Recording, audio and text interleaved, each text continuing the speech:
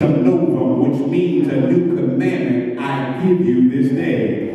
But to me, as Jesus is instituting the meal and giving a new commandment, I still have the quandary of the question, deacons, what was on the brother's mind on this Passover night? Come on now, he knows, look at it, he knows the cross will be the burden that he's got to bear on tomorrow.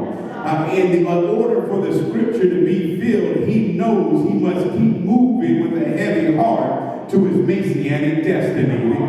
Those that are with him are moving from discipleship to apostleship.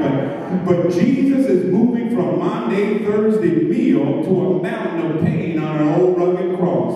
I said again, it's Passover. And I want to know what's on the brother's mind who was born to die. What's Jesus thinking about on the Passover meal? See, in a real sense, have you ever wondered what goes through a man's mind or a woman's mind that's got to go through major mess in their lives?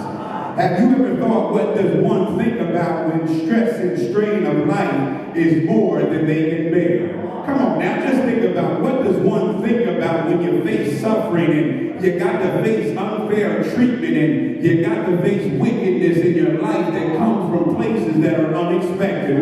Come on now, let's be real tonight. What do you think about when you are weak and you are afraid, you're just sick and tired of being sick and tired, and you get depressed and you get angry every now and then? Come on now, when you feel like you're carrying a heavy load that sometimes is more than your shoulders can bear. What's on a man's mind when he feels he's got to go through major mess in his life? And I want to know, what's on Jesus' mind on that first Monday, Thursday meal?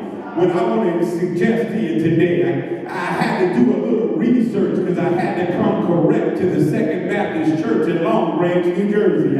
I came to the conclusion, church, as to what was on the mind of Christ that first Monday, Thursday. Let me maintain to you today that which was on the mind of Christ is the central theme that's echoed throughout the Bible.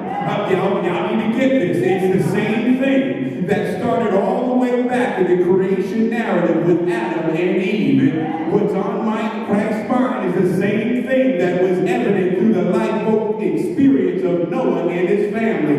It's the same thought that God had when God called Abraham and singled out a chosen generation. It's the same thought. I thought y'all be helping me by now. It's the same thought that God had when he rescued Moses from Pharaoh's army by parting the Red Sea. It's the same thought that God had when he gave the Ten Commandments and the covenant and the promise of a Messiah all the way through the Old Testament history. It's the same thought that God gave to the minor and major prophets to articulate in the Holy Scripture. God only had one thing on his mind when there was 4,400 years of silence between Malachi of the Old Testament and Matthew of the New Testament. It's the same thought that God had on his mind when he sent his son down through 42 generations and dropped him off in a cow stall in Bethlehem. It's the same thought when the Logos was revelated, when the Word became flesh and dwelt among us.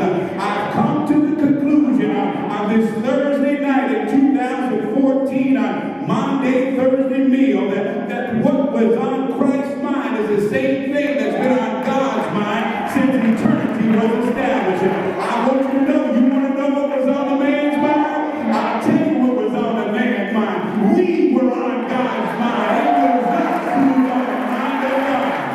I want you to know that as Christ was instituting a new commandment of a communal meal, he was thinking about little old you, and he was thinking about little old me. What he was thinking about was us. I know that's not theological, it's not really impressive, but it's the best